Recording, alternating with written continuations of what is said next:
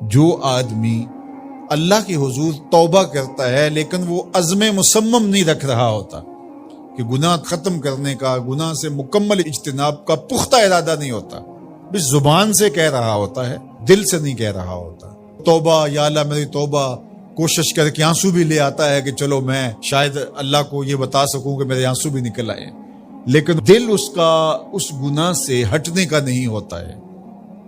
تو اللہ تو دلوں کے بھید جانتا، فرمایا وَهُوَ يَسْتَهْزِئُ رَبَّهُ، وہ اپنے رب سے مذاق کرتا ہے۔ تو مذاق نہ کرے، جب توبہ کرے اس وقت پختہ عزم کے ساتھ، مصمم ارادے کے ساتھ کہ نہیں، ہو ہی نہیں سکتا دوبارہ گناہ کروں گا۔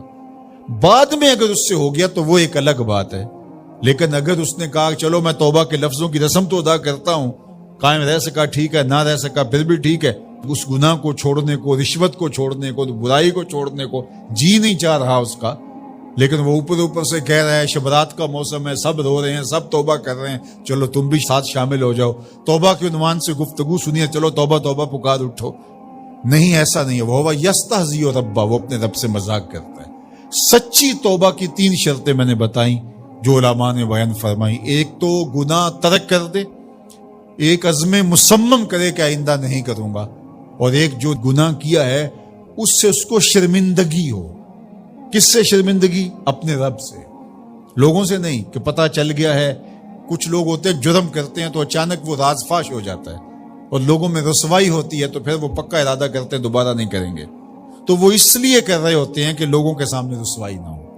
لوگوں کے سامنے رسوائی کے ڈر کی وجہ سے نہیں، یا ایک منصب اچھا مل گیا ہے تو کہتا ہے یار اب دیکھو نا میں قاری بن گیا ہوں، مفتی بن گیا ہوں، فقیہ بن گیا ہوں، اتنا بڑا شیخ بن گیا ہوں، تو اب اگر میں گناہ کروں اور پھر وہ لیک ہو جائے اور پتہ چل جائے لوگوں کو تو کیا میرے بارے رائے رکھیں گے؟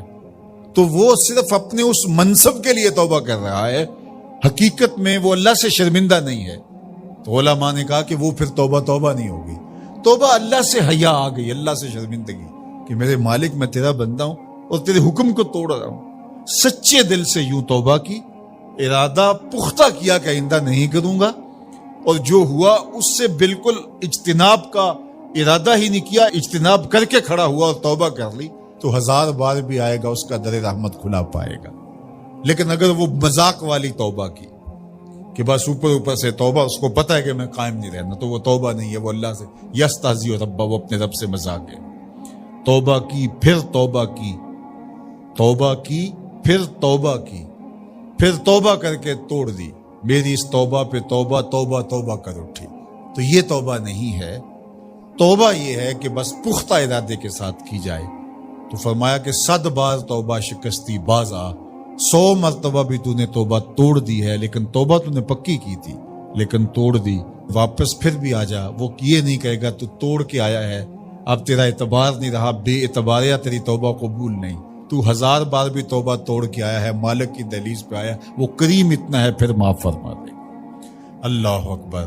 تو آئیے میں اور آپ پکا عزم کریں اپنے دل کے ساتھ کہ ہم اللہ کے حضور سچی توبہ کر کے اپنی زندگی کو اس کے راستوں پہ لے آئیں گے، اور اپنی خواہشات کو، اپنی تمناؤں کو، اپنی آرزوؤں کو شریعت بیضا کے مطابق ڈھالنے کی کوشش کریں گے۔ اللہ مجھے آپ کو توفیق عمل نصیب فرمائے۔